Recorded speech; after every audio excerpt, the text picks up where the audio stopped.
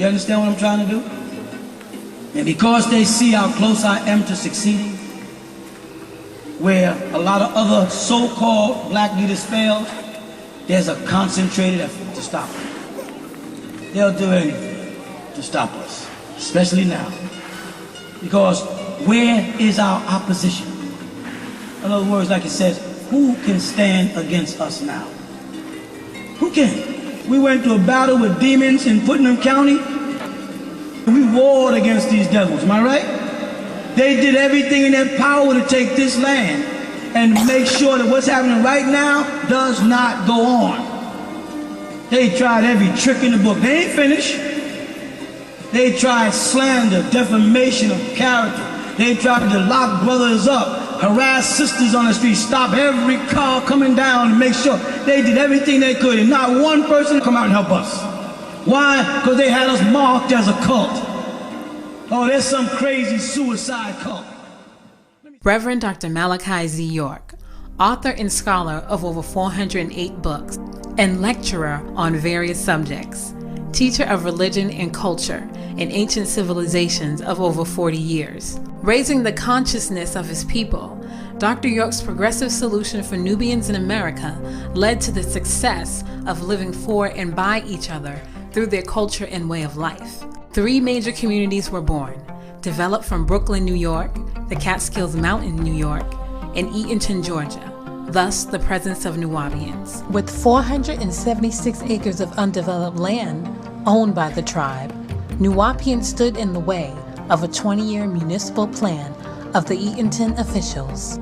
In late 1997 through 1998 AD, Eatonton town officials disrupted the progressive growth of the Nuwaubian community with bogus planning and zoning violations, preventing them from building their Egyptian-style theme park. Since 1998 AD, one zealous sheriff, Howard Richard Seals, would spearhead a frivolous investigation of false allegations of child molestation and later racketeering charges of illegally structuring money against Malachi York and the Nuwaubian community.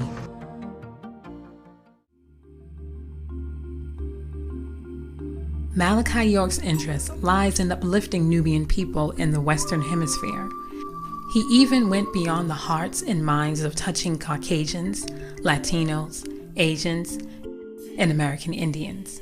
His charitable works extend to youth sponsorships and generous donations, civil rights supported issues and concerns, and under the Al-Mahdi Shrine Temple, his humanitarian efforts led to community services and hospital visits to the sick and needy all throughout the state of Georgia. York's mission consists of bringing all religions together under one roof. Students lived and practiced a full life of the 3 monotheistic religions, Islam, Judaism, and Christianity, in its pristine purity, becoming student teachers. Men would sell and propagate books and pamphlets as the women and children stayed in the community freely. Dr. Malachi Z. York is a writer, and a writer of truth, or I should say nonfiction. And he's just informing the world of so much that he knows.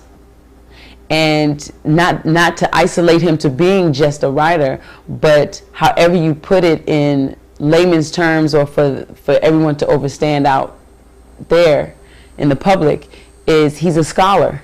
Doc was in the office most of the time. He's in the office most of the time because he's constantly working on books. I mean, he's written over 465 books. I mean, over that. You could go as far as 500 books. He's written every single one of them.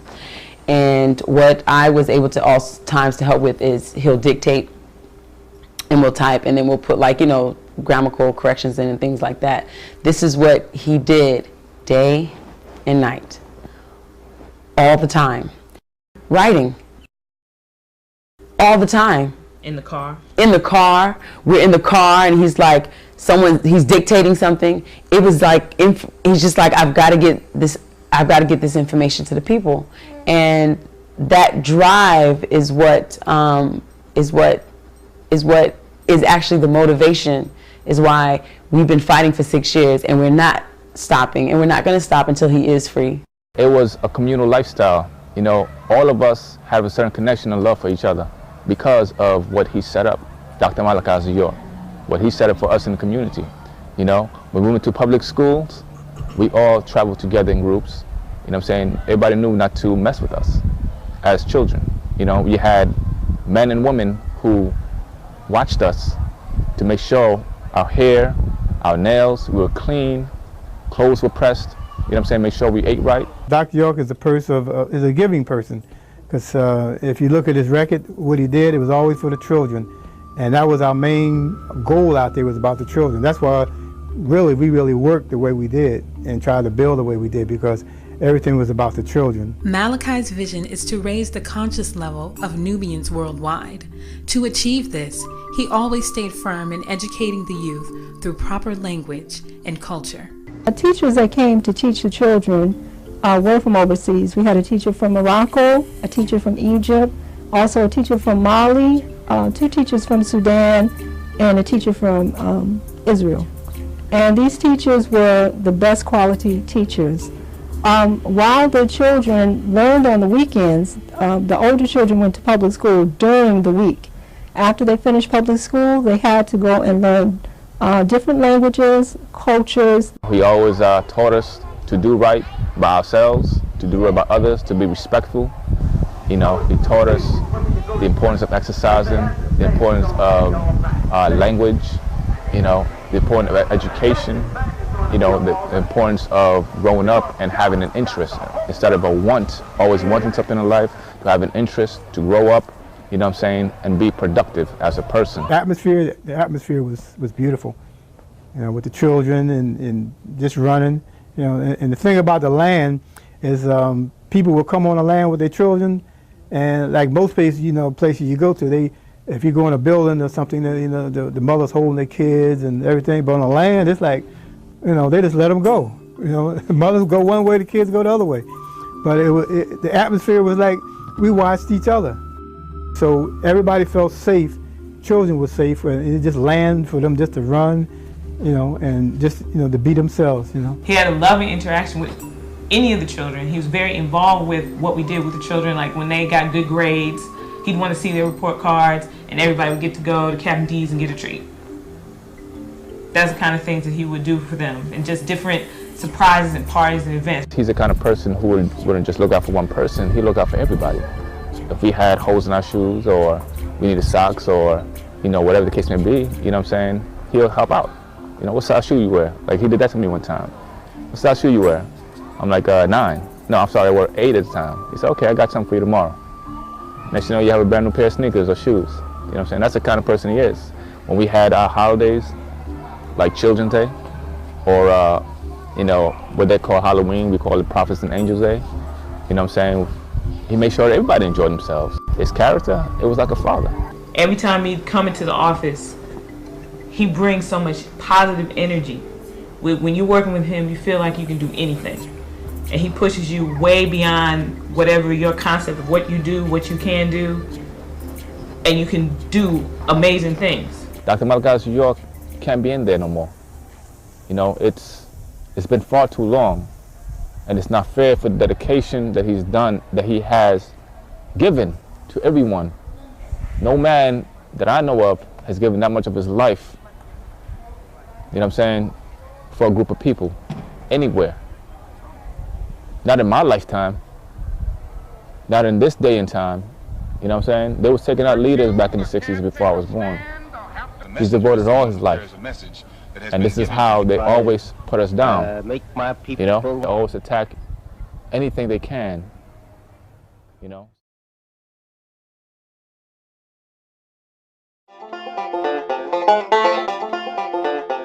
Putnam County, Eatonton, Georgia. Established December 12 in 1807. Named after General William Eaton, a military war hero from Connecticut. The small town is known as the dairy capital of the world, in honor of its major industry, dairy farming.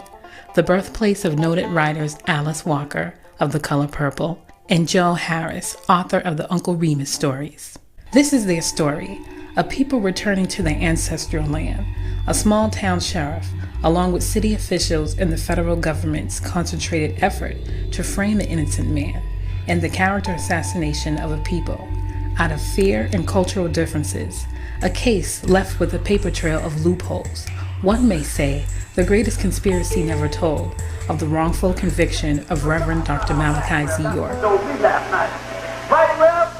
Is it possible, Rev, that God could have spoke to me last night and spoke to my heart, Rev? 97 was a beautiful year for the Nuwaubians. 1997, we had already owned the land, and for the last 4 years, because we purchased it originally in 92, 93, so it's about 4 or 5 years. We had already owned the land. There was a good amount of building that had already been done. Holy Tabernacle Ministries had already built the Black Temple. And that was the first year that we had our Z ceremony, a very special ceremony for us that only occurs once every 30 years. I was the first to arrive. Me and Wally, we arrived in Putnam County in 93. And during that time, it was just cows on the land. They had cows and they had deer, so it wasn't no, as they say, the pyramids in Tamaray back then when we first got there. Being here, right, I had certain instructions to, certain buildings we wanted to do, the build, because, we had some people coming. So I had to go down to Putnam County to, to put in, application for them, as far as try to get a permit for the different buildings to build. And we encountered a lot of problems. At first it was okay, it's a house here, a house there. And then, they getting to realize, okay, it's more than one house, it's more than two houses.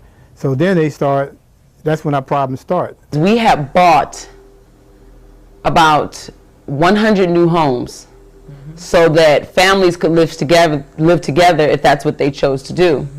But we were not allowed to put the homes up because planning and zoning was not allowing it, and we were fighting for that. So, because a lot of people wanted to live up there, and we had chose to live up there because we consolidate our funds because we were trying to build an Egyptian theme park. We started building our pyramids, and a lot of things. The first building we built, right, was an exact duplicate of a building that was in Putnam County. The zoning problem started from the Nuwaubians really at the end of 1998. And end of 1998 is when we had our second annual Halloween party in our social club, Reminiscences, because it had been built in it had finished built in fall of 1997. So 1998, we had our second Halloween party, and then sometime shortly after that, the building had gotten cited for zoning violations. The problem with that is the building had already been up and running for over a year when they originally came back and said, well, we didn't have a certificate of occupancy, which is true by law, by code. You're supposed to have a certificate of occupancy, but by code, the next step would be for the owners to, contract a proper contractor, which they did, which was me, as a Nuwaubian general contractor, was the name of my company at the time, to go back and file the necessary paperwork for the certificate of occupancy, which we did.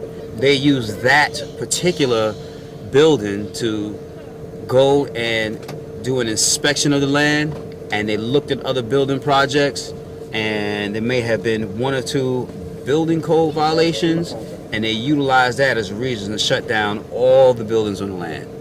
That was an injunction that was filed, and the first injunction filed in 1999. The actual case was 99 CV 1-1.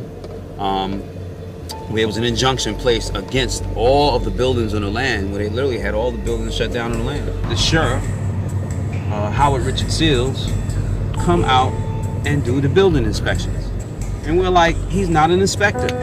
Why is he doing the building inspections? Okay. Then he would send the building inspector to come out with him.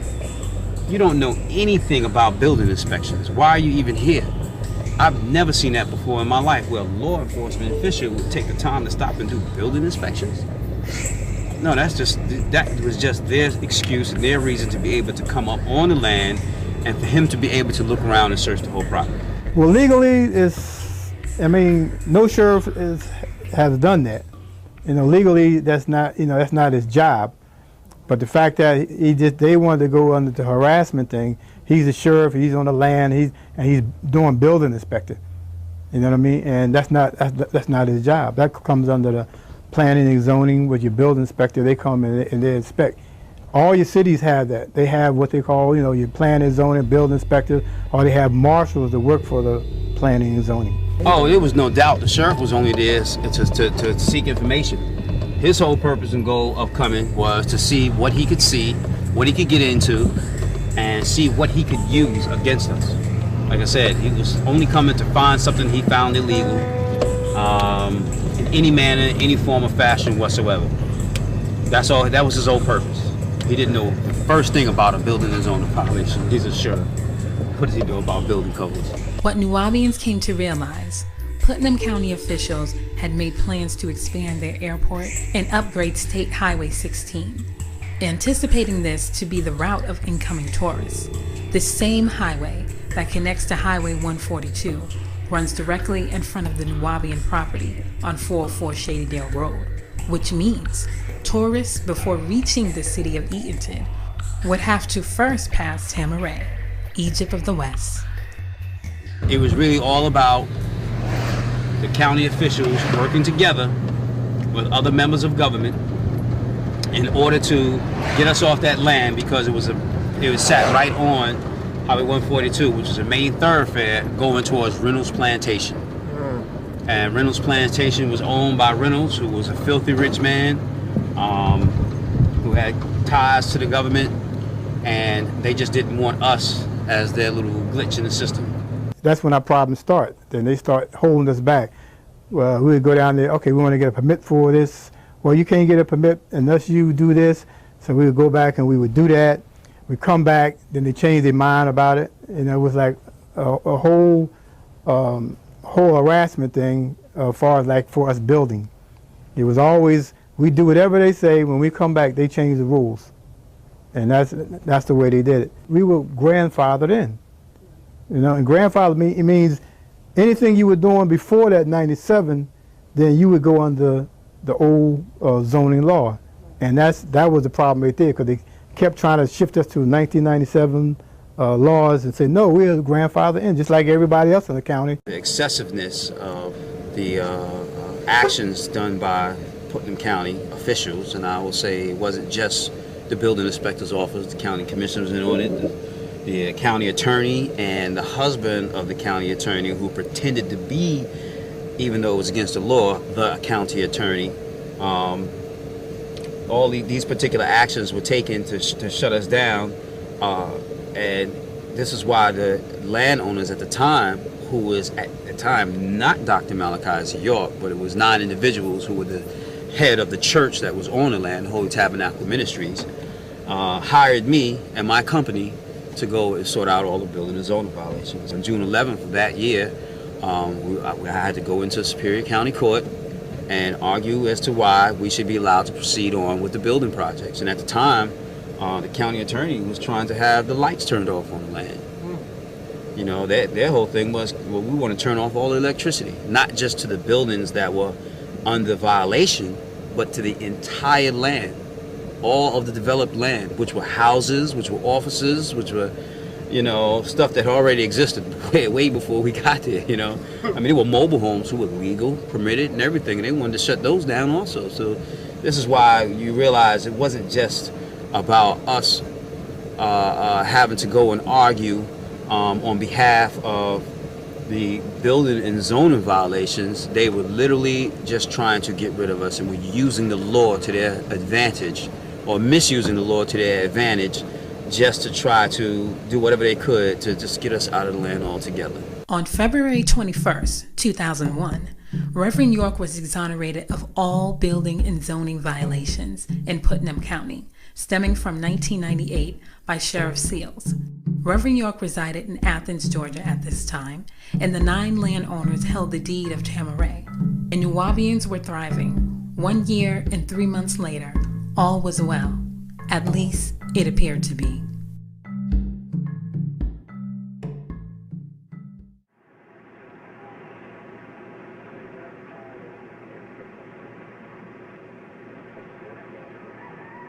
Russ, authorities came fully armed and prepared for any hostilities. They came with helicopters, several SWAT teams, and dozens upon dozens of police cars and armed officers. As you can see there, authorities are now going building by building, it would appear, serving these search warrants.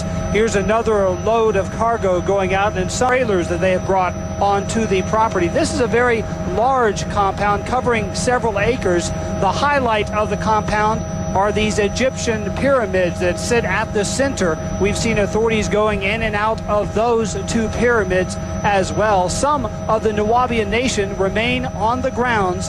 Authorities, SWAT teams and officers are sitting next to them as they sit on the ground over here near the shade. They have sat there for the whole hour and a half that we have been on scene, being watched by those FBI agents you see at the top of your screen.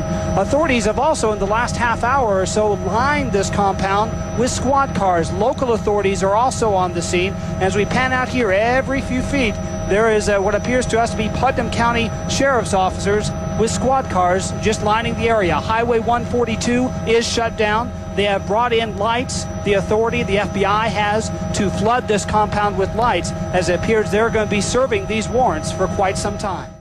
I remember walking this morning. I was walking vigorously. I remember seeing the sun shining on the pyramid and the statues, and it's just so beautiful. It's a big privilege to be there every day and to wake up in the morning hearing the Om chant and having such just a peaceful existence. Because I was a city dweller forever before I came. And to live somewhere just so peaceful and so tranquil, your mornings just started off easy. That day was supposed to be an exciting day to me. The reason why is because on the land, my occupation was an artist. You know, I helped decorate a lot of the monuments, painted them, did a lot of exterior sculpturing of ancient Egypt and different cultures. And we had a very large project, you know, that we were working on, which was Edfu Museum. It's a resurrection of an ancient temple, you know, in ancient Egypt. We were standing, getting some air, talking. We were talking about what we'd eaten that day and, you know, how we had eaten the right thing, we eaten the right time, we were feeling good. And we looked down the driveway, and Dr. York had come in for the day to do work prior to this, and he had gone out to get a bite to eat. So he was gone, but we heard cars, so we were thinking he's back, but it was too fast for him to be back. The first thing I heard was helicopters. That's the very first thing I heard, you know. I thought nothing of it because, you know, a lot of time on the land, you have helicopters that swarm and get real low, you know, just to try to intimidate us because they got a problem with us. You know, you kind of get used to it. So when I heard this helicopter, I'm like, it's not a big deal. It's just helicopters, you know. Heard it again, but something changed. My cousins and them was running, screaming towards the house. We looked and it was like a strange vehicle coming down the driveway, usually where he would enter and exit from his carport. And it was like a weird, looked like maybe an electric van or some utility, something. We were like, what's going on? And we saw someone get out the vehicle with guns like this. And they were walking across the property, and there were, most of the brothers were out at work at the time. But there were some brothers who were there working on, at the time we were working on Edfu. One of the brothers walked up and they had a gun pointed at him. As we start to walk around that corner, you saw them all start putting their hands up in the air.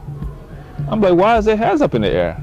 So I could see further down, you know, because now my attention is away from where I was working and it's more towards the front of the actual train station.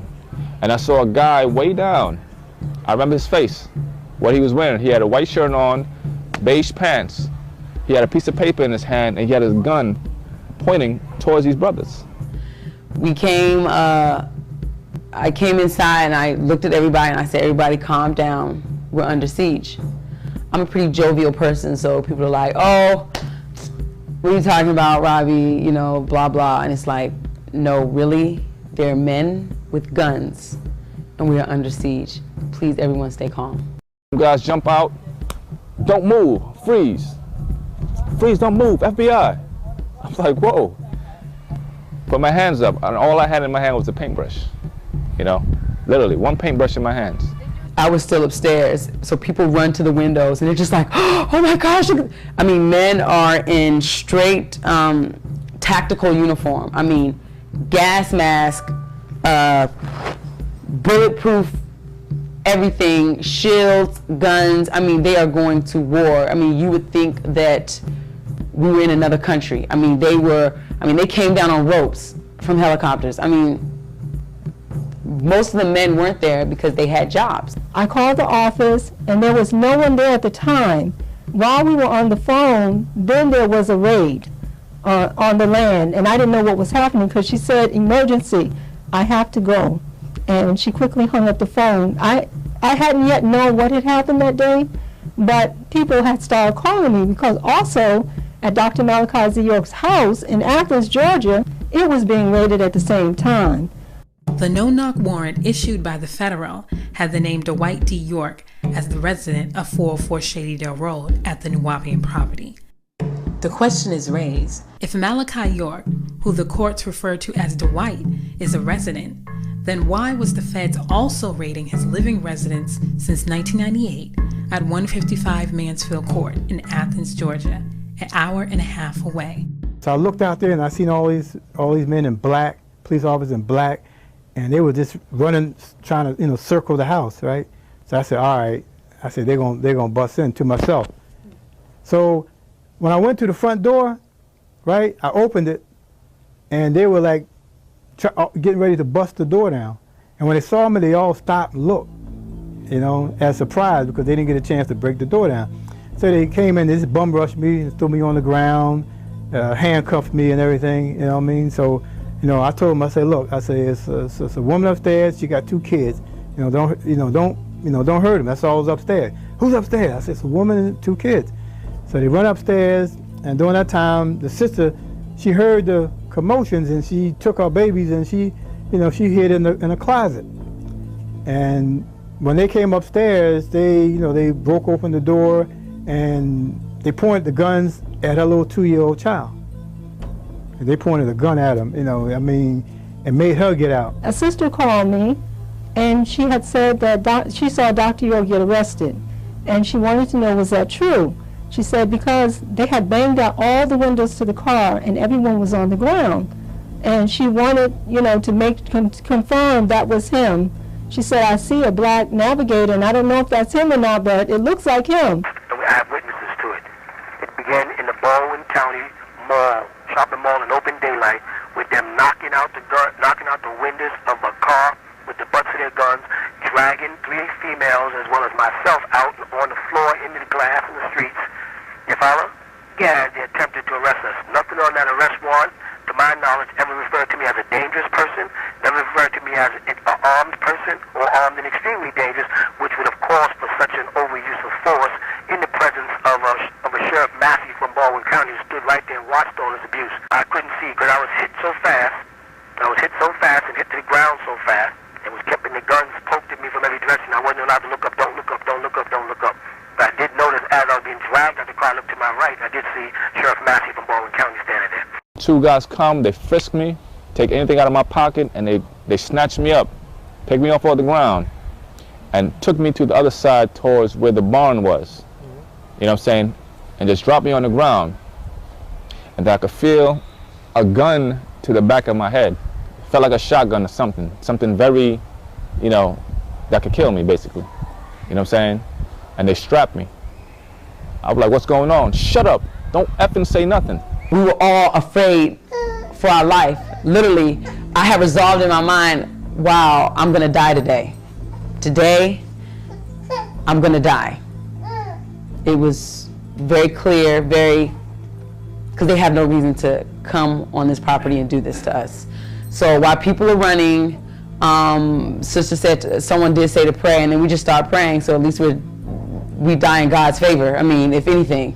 And while all this is going on, it's all happening simultaneously, because you have houses with children, babies, infants, all the way up to teenage boys and teenage girls, who are also, this is happening to them at the same time this is happening to us in the office. You hear a bang at the door and a big explosion type sound at the basement. They blew out the window. The office is kind of like a square. Like, I'm gonna just say it meets at this corner, like, meets at a corner like this. And there's a window right here, front door. You hear a boom, an explosion, glass shatter, and women just screaming. And so we're just praying, and they're like, lay down, lay down. We're all laying down on the floor. One of the sisters, she has an asthma attack. She was trying to breathe. Man comes up the steps. It's a spiral steps to get to the second floor. He comes and he points the gun directly in her face. So she really is about to just, because it's like, okay, this is it, I'm gonna die. So he allowed her to get her inhaler. Another guy comes in, and they're really embarrassed. I mean, they're sweating, it's hot, they came to kill. They brought in over 200 agents. I'm talking, they flew them in from California, Washington, D.C., other cities, other counties, Atlanta. I mean, they made this a big effort. But what a lot of people don't know was the raid was planned for 3 a.m. 3 a.m. in the morning, while everybody was asleep. That's when they had planned the raid. By the grace of the Most High, it didn't happen at that time, because then it definitely would have been a slaughter, just a bloodbath, and women, children, men, women, everybody would have just been dead. And on the news, it might have been chalked up as, oh, they killed themselves, or, you know, it was a war, men, women, children had guns, or just something like totally insane. It would have been chalked up as that. They literally came with the freezer trucks and body bags, because that was what they had expected and what they had planned for. Children are crying.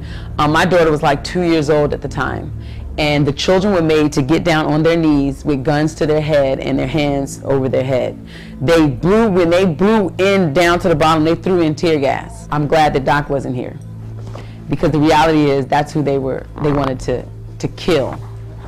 Not even, it wasn't about an arrest. They were hoping he was there so that there would be some confrontation and they could take him out. And that's my personal feelings on that. For a raid that you plan for 3 o'clock a.m. in the morning, and you come in someone's house at 3 o'clock a.m. in the morning, they're going to want to defend themselves and defend their family. So that's what they expected, and it didn't happen that way. Painful day. It's a painful day.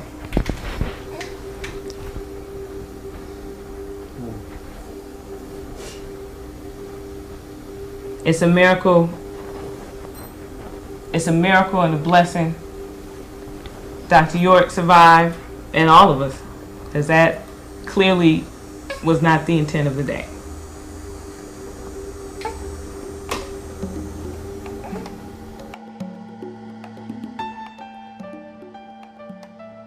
Thursday morning, May 9th, an arraignment hearing took place in Macon, Georgia, before Magistrate Court Judge Hicks. An original plea of not guilty was entered on the court records. They did the grand jury indictment, which is the procedure that they have to go through prior to enforcing a warrant of arrest. They have to be indicted first by a grand jury. Even at the grand jury, they asked, do you have any evidence? And she said, no, we have no evidence. Former Macon police officer Joseph Hibner took a special interest in launching his own investigation into the York case, finding misconduct and procedural errors since day one of the grand jury indictment. Special Investigator Jelaine Ward of the Federal Bureau of Investigation stated herself she don't have a witness or a shred of evidence to prove that Dr. York transported or caused to be transported children across state lines for illicit acts. The root of the indictment. She don't have a shred of evidence to prove it, or eyewitness. During the first hearing, the other attorney he had that was working with the Garland firm was Johnson, Senator Johnson, and he waived Dr. York's speedy trial rights. That was the first step done. First, his presumption of innocence was taken away from the lawyer. Now, Garland on that first day was actually fighting. What he asked them to produce was proof of jurisdiction, because they were trying to prosecute Dr. York in federal and state. Right. Which is unheard of, because first of all, there are no statutes in federal for child molestation. Now, this is prior to the re-indictment. This is why they pulled in the RICO. So he said you have to prove jurisdiction. The Garland firm argues the federal court has no jurisdiction to try Dr. York due to the statutes of limitations exceeding itself for child molestation and transporting minors across state lines. Most of the allegations were past a statute of limitation, if they were true anyway. And then thirdly, the other counts weren't even illegal at the time where they stated these acts happened. You know what I'm saying? Initially, like the transporting of children across state lines for the purpose of illicit sex. They're saying that Dr. York caused or did transport children from New York to Georgia just to do this. So first of all, it can't be illegal in the state you're exiting from. Your charges have to be illegal in the state you're arriving in where the act supposedly took place. And we asked them, if you, in essence, they used the Mann Act, which was initially set up to trap pimps and prostitutes. So the initial question is, okay, if you're charging him with bringing children from New York to Georgia for this purpose, then where's the person who engaged in the act? The prosecution argues from 1993 to 2002, York committed these acts from New York to Georgia. However, without a strong indictment, the U.S. Attorney Office quickly re-indicted York on federal racketeering charges under the RICO law as a criminal enterprise. They had the initial indictment, which was only 4 counts, which didn't involve racketeering, which didn't involve a whole bunch of the mess that later on they knew that initial indictment was going to fall on his face, so they came with a superseding indictment, what they called a superseding indictment. Superseding indictment allows you the ability to add on to your original indictment. This wasn't a superseding indictment. They re-indicted Dr. York because according to the initial indictment, they were charging him with things that wasn't even a crime at the time. Literally. During the illegal search and seizure of May 8th, amongst the media frenzy outside the Nuwaubian property, 5 children were taken into Sheriff Seal's custody without express or written consent of their parents, nor DFAC procedures were followed. They took the children and they put them in DFAC's custody. Mind you, they didn't even literally take them to a DFAC's facility. They just took them somewhere and kept them. Right, without the parents knowing or just anything. They literally just took 5 children. Long story short, the children were proven by the state of Georgia, Judge Spivey, to have never been molested. But then they remained in DFAC's custody. But then they remained in DFAC's custody. For months on end afterwards. Yes. And not only that, they left these 5 children who were stated and proven to not have been molested by the state of Georgia, Judge Spivey's ruling, and still kept them in the indictment as to have been molested. Right.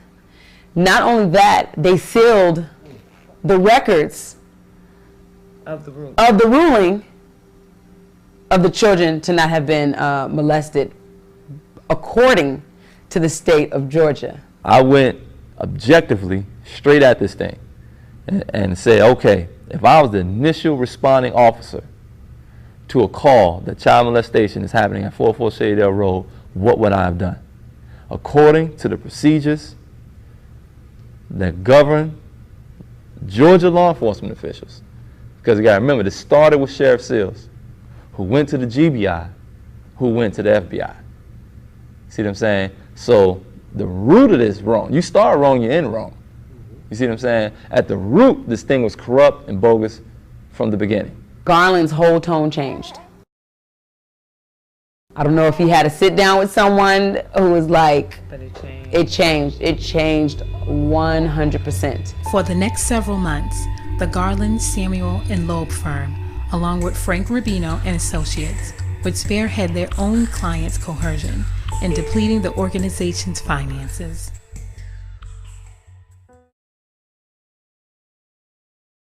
Lawyers are ignoring people and not responding. Garland and them never showed up there except once to visit when they want to talk about money. You found that? Yeah. Never to really go over the case. They sent some young kid up there called Charles who would come up there and talk about history and nothing about the case. You follow? And that's from Garland's firm. That was from the Garland and Loeb firm. I didn't want to work with the Garland firm, and I didn't trust them, and I knew they was working with Seals. Meanwhile, the judge the other day in court, Judge Ashley Royal, made a statement that he thinks the letters that I put in to start the proceedings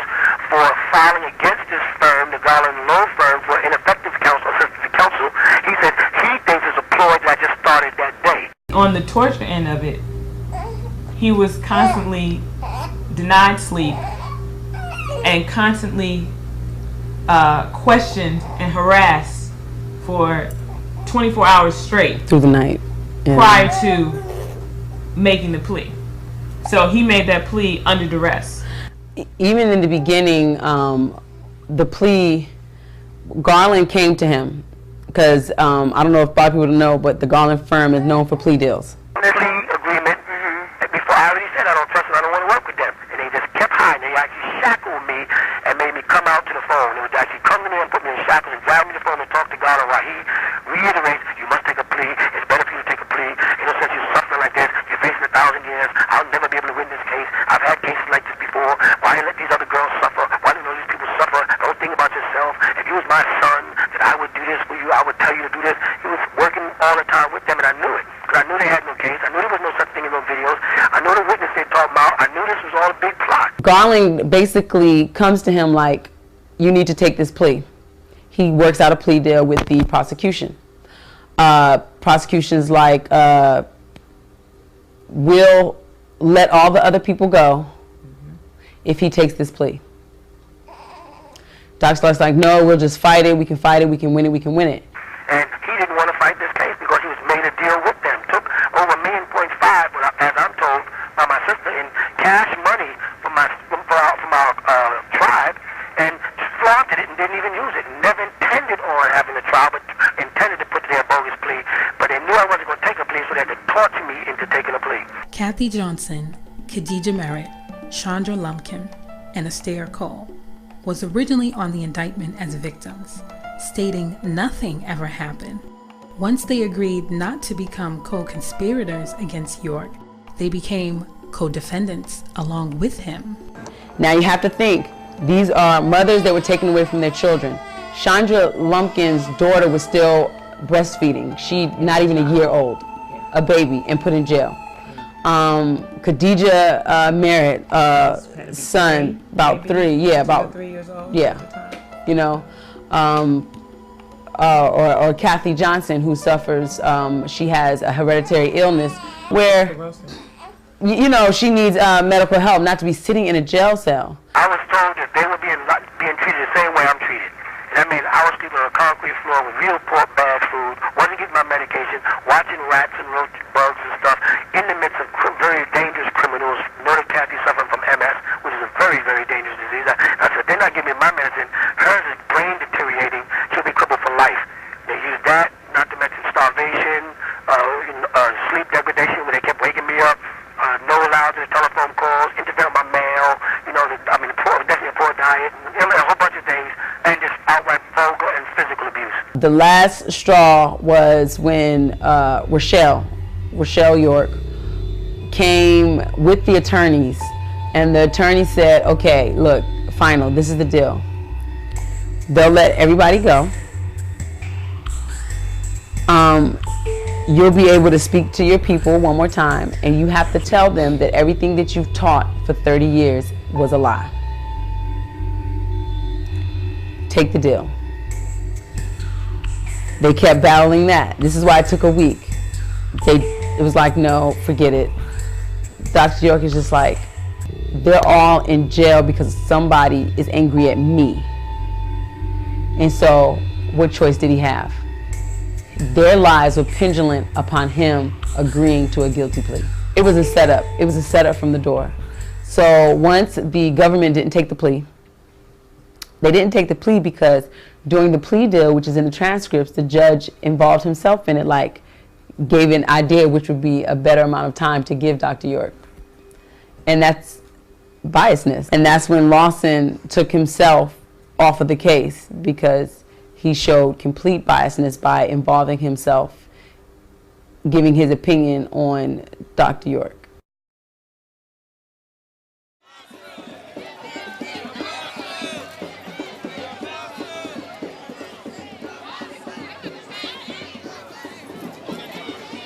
We began to probe. We found out that Sheriff Sills controls the Eaton Messenger. You were not going to get it a fair disclosure or an objective disclosure of the case against Dr. York through the Eaton Messenger. You weren't going to get it through the Macon Telegraph. You weren't going to get it through Channel 24. You weren't going to get it through Channel 13. These are all the major media mediums of Central Georgia. You weren't going to get it out of them because of either Sheriff Seals or the rest of the good old boy circus influence over these networks or newspapers or radio stations or what have you.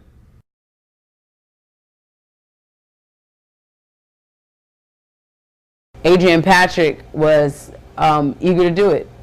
He was like, okay, I'll prepare us for trial then. But the key thing with him is he came in December 17th? Right, like with 2 weeks. He came in December 17th, 2003. Mm-hmm.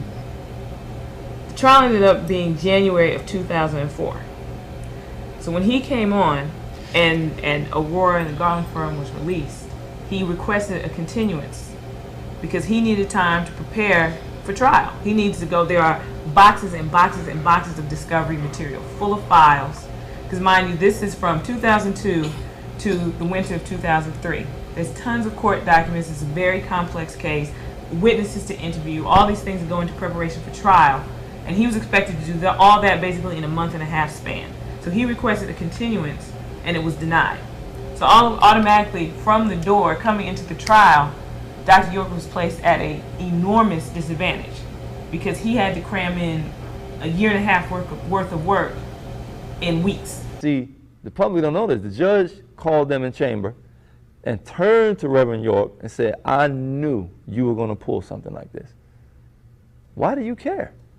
You're supposed to be an objective observer in a situation where he'll be tried by his peers. They made him go forward with the trial. Here's the trick the judge played. He said, I'm not going to let you release Manny Aurora.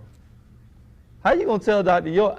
He's saying, I don't want this guy. This guy is not working in my best interest. The Constitution protects my right to legal counsel, who's obligated to fight on my behalf. This guy ain't got a witness ready 7 days before trial. He needs to go. The judge says no. And that was a game they played to not allow the continuance. Then as soon as the trial started, the judge allowed Manny Aurora off the case.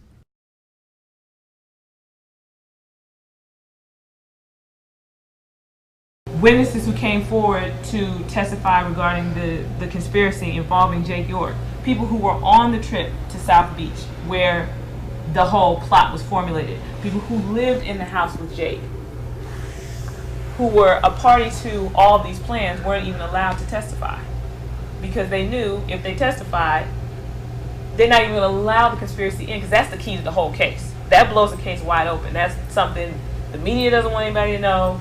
The judges and the prosecution doesn't want anybody to know. That would have been blown wide open. They're not allowed to testify.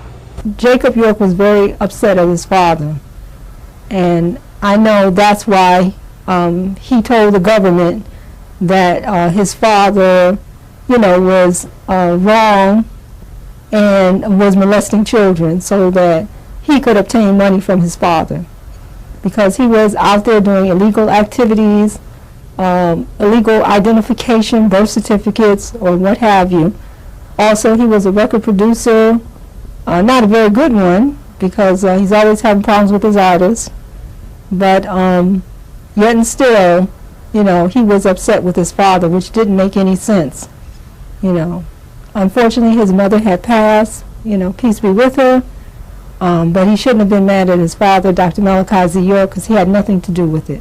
The testimonies of the alleged victims was ridiculous. The lack of evidence. 8 out of 13 alleged victims in the indictment testified that nothing happened to them. 6 of the 7 who were said to have been molested currently during the time of the arrest of Dr. York testified for Dr. York. 5 of them were proven by state agencies and judge order to have been completely not abused in no way, shape, or form, physically, mentally, sexually. They testified on behalf of Dr. York. The lead prosecution witness recanted her story. What more did the world need to see that this man has been completely railroaded? One of them is my sister, as a matter of fact. You know what I'm saying? Safat LaRoche. She made these accusations as well. You know what I'm saying? Against Dr. Malachi York.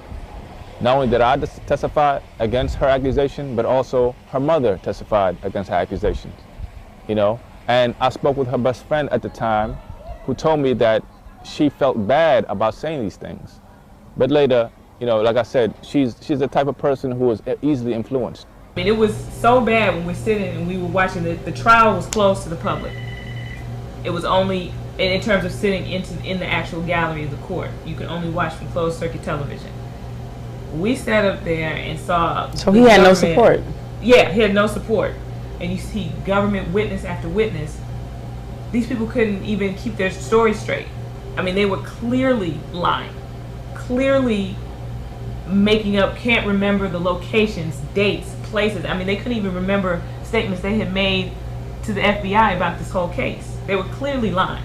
I mean, to sit there and watch it, that's why they wanted the courtroom closed.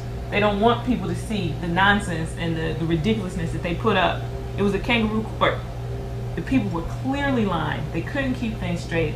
I mean, it was really ridiculous to watch. Salha Eddington, who is my cousin, you know what I'm saying, was, after being abducted by defects, was taken into the custody of her father, you know, who also testified against Malachi York, who influenced her to testify against Malachi York, because before that she used to communicate with me a lot.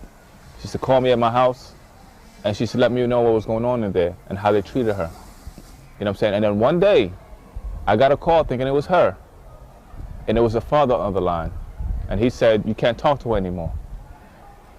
And that was the last time I spoke to her at that time. The next time I saw her was in Brunswick, Georgia, when she testified against Malachi York. You know, so they got to her eventually. So this whole thing was plotted and coerced by people who were disgruntled, and they were tools used. So it's so many instances of where you saw the judicial bias from Judge Royal constantly blocking Attorney Patrick. Everything he puts up is denied, overruled. I mean, it was clearly, he's pointing out evidence that the prosecution needs to mention in the case. Why didn't you mention this?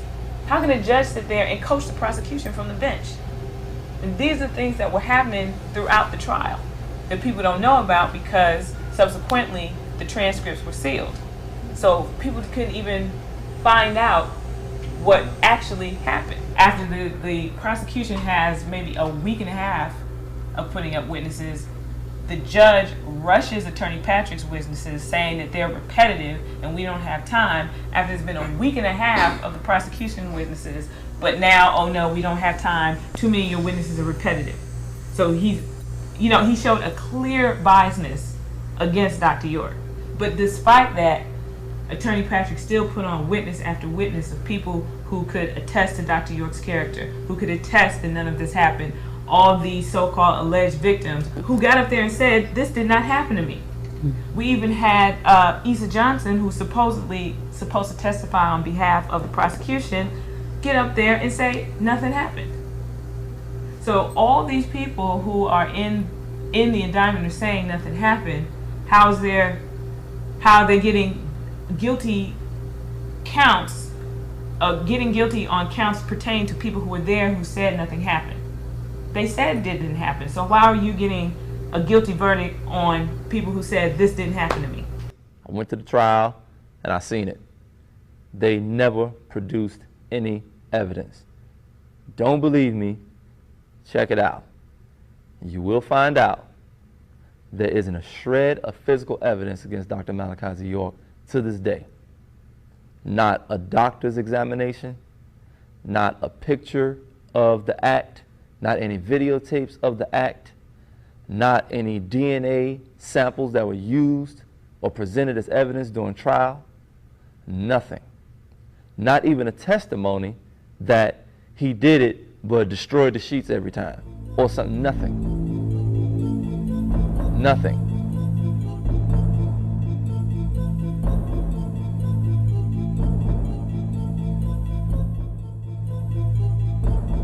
Judge C. Ashley Royal stood up, recharged the jury,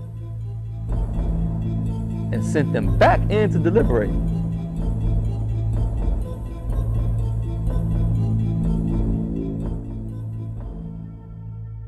So So this jury was never presented any sound evidence that proved that Dr. Malachi Z. York was a criminal, and that the Nuwaubian organization is a corrupt organization dubbed a criminal enterprise that warranted the RICO charge. Miraculously, because of the help of people who did research, who worked on the case, Attorney Patrick still won the case. He won the trial in terms of presenting the facts of the case. It got pulled off because of the work of members of the organization, people who have been researching, who pulled it off. But to be placed in that position legally, he was automatically placed at a disadvantage that wasn't fair to Dr. York. A young lady named Habiba Washington, who has a child with Dr. Malachi Z. York. She became the star witness to corroborate all of the lies in this bogus indictment against Dr. York. Everybody started venting in the car about different things that we didn't like. It had nothing to do with child molestation, had nothing to do with any criminal acts. It was just different things that, you know, normal things that you don't like about growing up, or, you know, we might have had an argument with Malachi here and there, and we brought up the situation. Jacob kind of fed off of that anger, and he convinced all of us that we should take that anger and we should go to the government with a story about his father. And I implore everybody to go to he'sinnocent.com and look at the indictment, look at Habiba's involvement, things like that. And then the bombshell happens where the most powerful weapon the prosecution had recants her statement.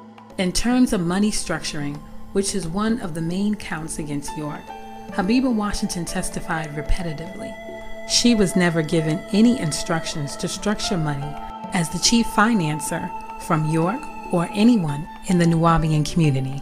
I told them about life in the community, growing up, why we left. I was questioned about the money charges, the money situation, because I did deal with the financial situation. I told them how we ran our finances. I ran off, different people that I knew that was there, different people that I knew that had left, and why they left.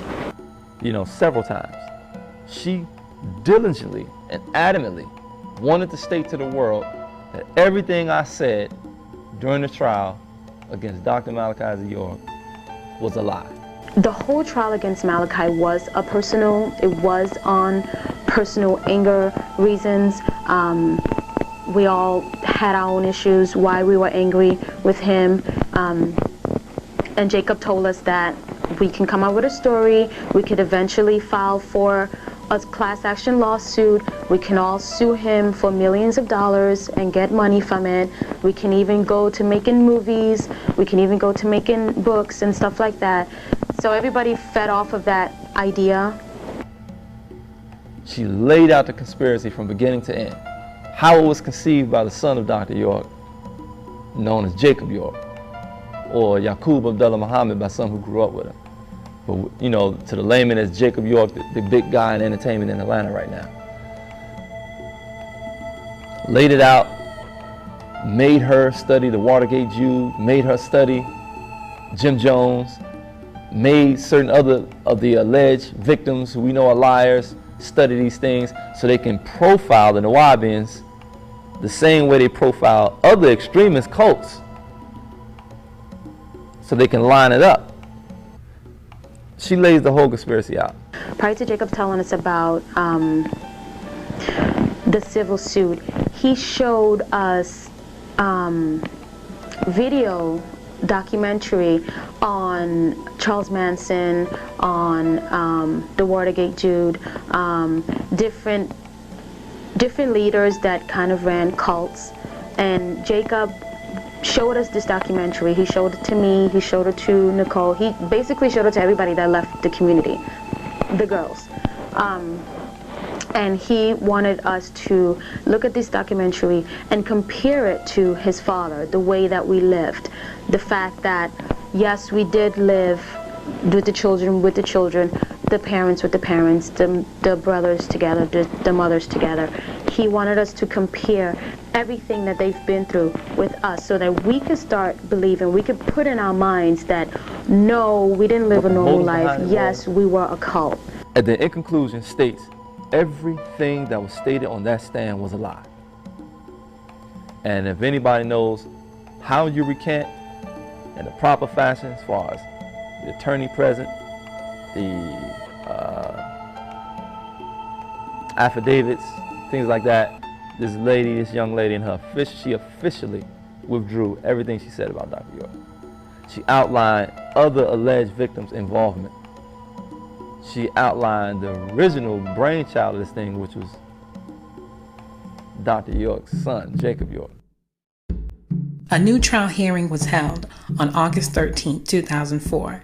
The unimaginable took place. Defense counsel Jonathan Marks withdraws Abigail Washington's recantment and Reverend York's motion for a new trial, along with a motion of judgment for acquittal filed by Adrian Patrick. Abigail is threatened by Marks and FBI agents to recant her recantment, as she is called to testify by defense counsel.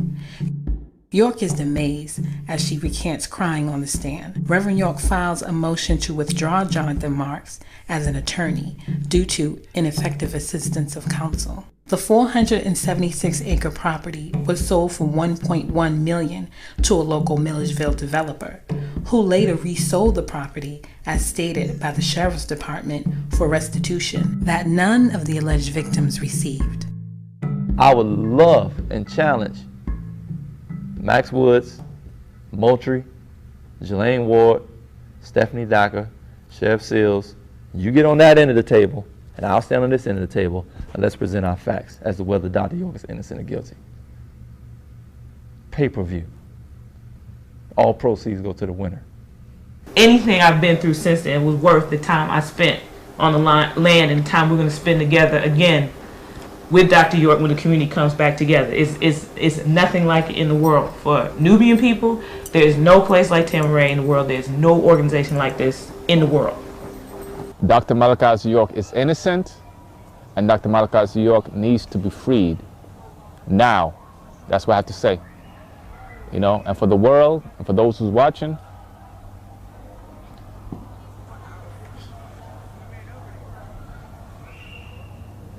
I hope this never happened to you.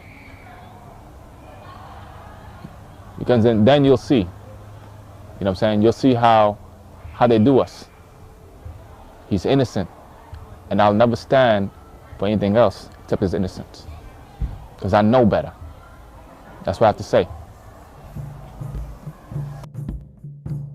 In the face of adversity and scrutiny, Dr. Reverend Malachi Z. York and the Nubian community continues to carry on in the fight to proclaim his innocence. Many so-called experts believe that their way of life would dwindle, erasing its culture away as just some fad. However, the Nubian community continues with public functions, fundraisers, and local community works.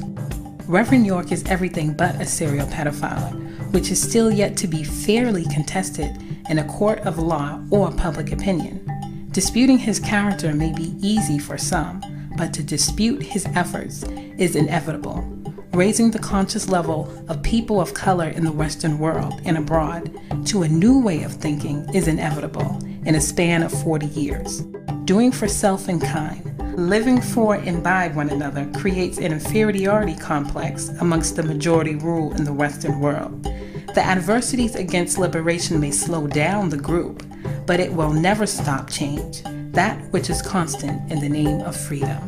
In 1999, Malachi York denounced his American citizenship and became a full nationalized Liberian citizen, enjoying all its rights and benefits.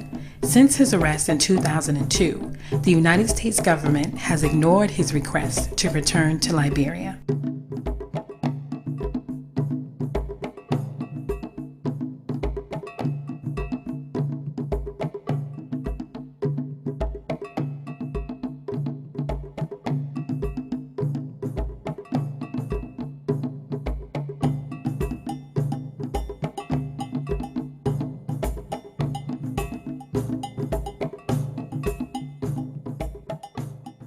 Was beautiful, you know, with the children and just running, you know. And the thing about the land is people will come on the land with their children, and like most places, places you go to, if you go in a building or something, the mother's holding their kids and everything. But on the land, it's like, they just let them go. Mothers go one way, the kids go the other way. But the atmosphere was like we watched each other. So everybody felt safe. Children were safe, and it just land for them just to run, and just to be themselves. He had a loving interaction with any of the children. He was very involved with what we did with the children. Like when they got good grades, he'd want to see their report cards, and everybody would get to go to Captain D's and get a treat. That's the kind of things that he would do for them, and just different surprises and parties and events. He's the kind of person who wouldn't just look out for one person. He'd look out for everybody. If we had holes in our shoes, or we needed socks, or whatever the case may be, he'll help out. What size shoe you wear? Like, he did that to me one time. What size shoe you wear? I'm like, 9. No, I'm sorry, I wore 8 at the time. He said, okay, I got something for you tomorrow. Next you have a brand new pair of sneakers or shoes. That's the kind of person he is. When we had our holidays, like Children's Day, or what they call Halloween, we call it Prophets and Angels Day. He made sure that everybody enjoyed themselves. His character, it was like a father. Every time he'd come into the office, he brings so much positive energy. When you're working with him, you feel like you can do anything.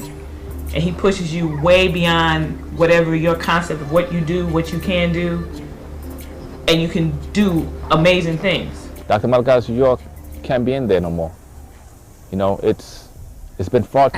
Of living for and by each other through their culture and way of life. 3 major communities were born, developed from Brooklyn, New York, the Catskills Mountain, New York, and Eatonton, Georgia, thus the presence of Nuwaubians. With 476 acres of undeveloped land owned by the tribe, Nuwaubians stood in the way of a 20-year municipal plan of the Eatonton officials. In late 1997 through 1998 AD, Eatonton town officials disrupted the progressive growth of the Nuwaubian community with bogus planning and zoning violations, preventing them from building their Egyptian-style theme park. Since 1998 AD, one zealous sheriff, Howard Richard Seals, would spearhead a frivolous investigation of false allegations of child molestation and later racketeering charges of illegally structuring money against Malachi York and the Nuwaubian community.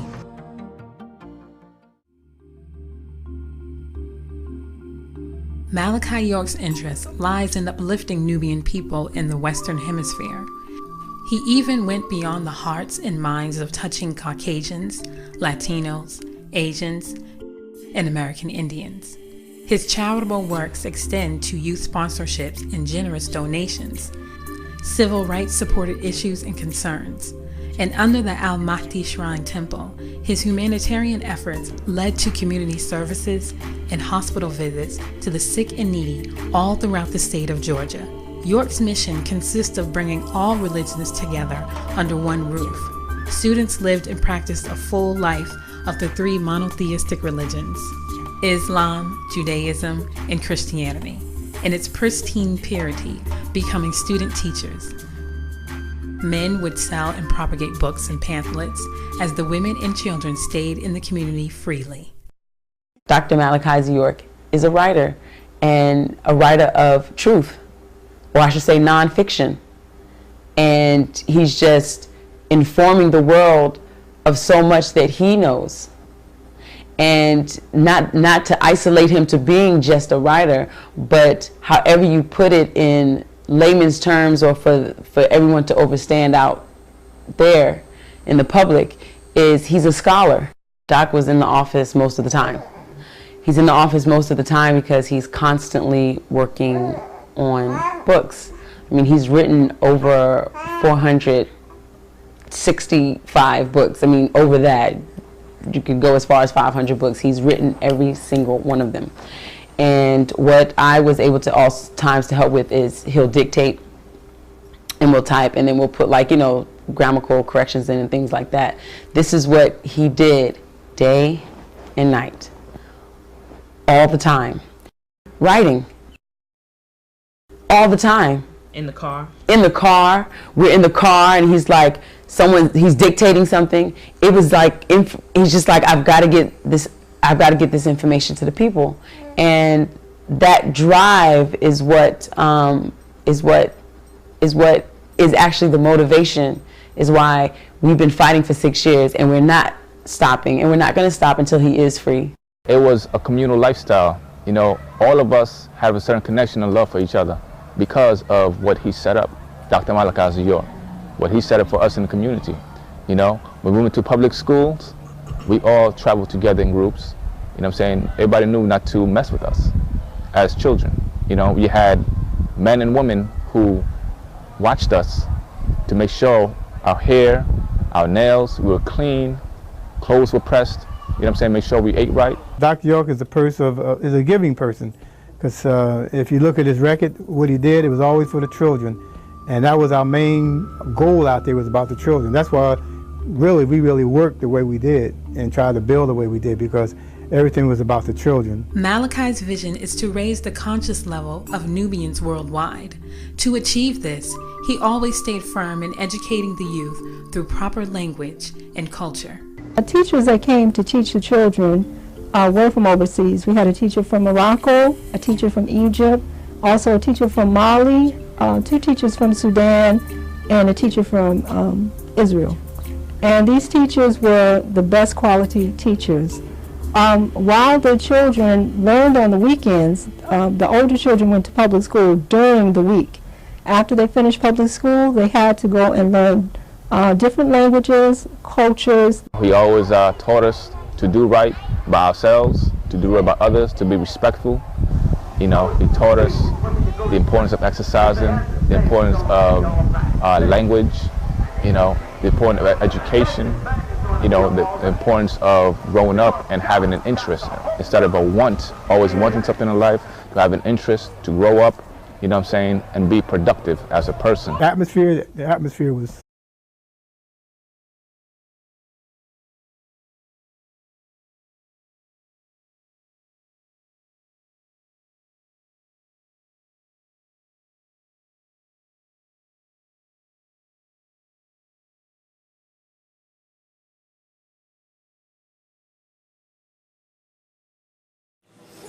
You understand what I'm trying to do?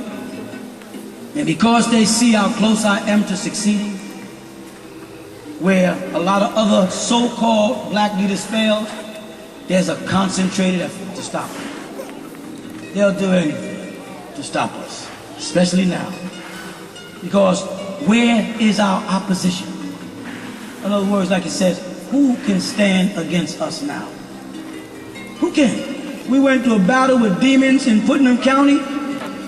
We warred against these devils, am I right? They did everything in their power to take this land and make sure that what's happening right now does not go on. They tried every trick in the book. They ain't finished. They tried slander, defamation of character. They tried to lock brothers up, harass sisters on the street, stop every car coming down and make sure. They did everything they could, and not one person come out and help us. Why? Because they had us marked as a cult. Oh, there's some crazy suicide cult.